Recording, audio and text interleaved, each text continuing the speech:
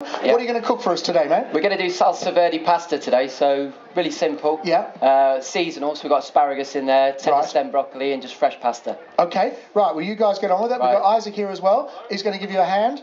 And listen, tell me, why Chester? Why did you pick Chester? Why Chester? Well, about 11 years ago, I worked in Chester Grosvenor. Right. So well, Simon Radley was there then, of course. Simon Radley was there then, yeah. I did a bit of time there, and then I went down south. Yeah. And a friend of mine told me about 6 months ago about a restaurant that was for sale in Hoole, and did I remember it? And I said, yeah, and the rest is history. So. And have you been happy with the start so far? Start's been fantastic. Everyone in Hoole's been brilliant. In Chester's been brilliant. Right. Nights are very busy. The weekends are great. So I couldn't ask for better at the minute. Good. And what's the ethos of the restaurant? Where does the whole idea of the food come from? I would say the ethos is just that we're.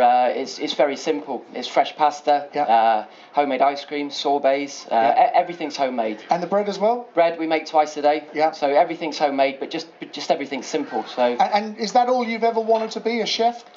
Yeah, I started very early. I was 14. I was still in school and wasn't sure what was going on at school, but happened to fit into cooking just really well, and that was my route then. So. All right. Well, where are we starting here? What's Isaac got going on in the background here? What Isaac's going to do is we've made some pasta already, but what Isaac's going to do is just show you how simple it is to make pasta. Right. We all know. I think the basic ingredients of pasta is normally flour and eggs.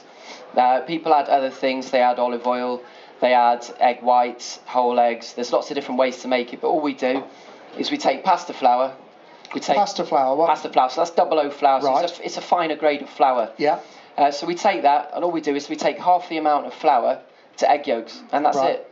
It couldn't be simpler. So if we take a bag of pasta flour, which is normally 500 grams, and 240 grams or 250 grams we take of egg yolks into any kitchen blender, it'll make the pasta itself. So you see a lot of people kneading pasta, and they're putting so much effort into it. You have sort of huge biceps by the end of it. It's not necessary. Now that looked a bit more than just simple egg whites that went in there, Isaac. That's our secret ingredient. Now you're going to tell us what's in the secret ingredient there, Gary? So the one other thing is saffron. We put saffron in there.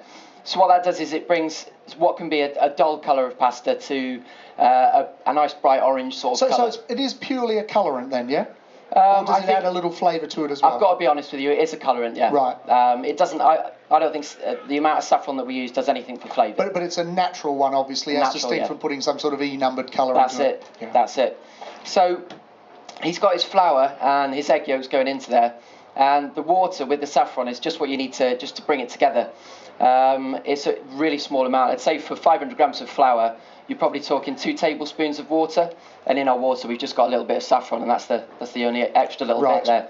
So into the blender, as the blender's on, we'll be pouring the yolks through the top of the blender, which is bringing the pasta together slowly. What you'll find with pasta is, if you put all your flour and all your yolks straight into the machine, what you'll find is it'll clump up. It'll just clump straight up, and that won't be working the flour, getting you a nice dough at the end of it. Yeah. So if you start with half of it and then add slowly, you end up with a really lovely pasta dough without any work.